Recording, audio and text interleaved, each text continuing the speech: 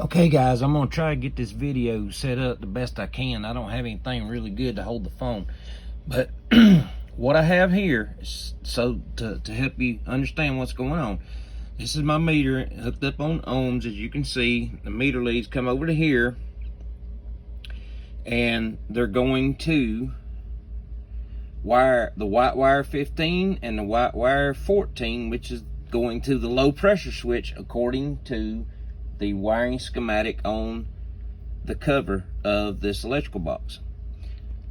I also have over here on the board, you see right there, that's X1, and I have a jumper wire, the red cord, red cable, coming over here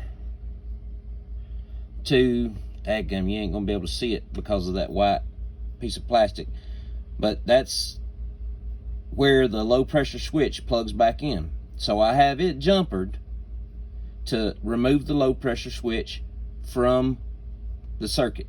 That eliminates the wiring. So it's on the board only. Now I'm gonna put the phone and try to take a video with the starting, and so you can see, you can watch my meter and see that the ohms doesn't change.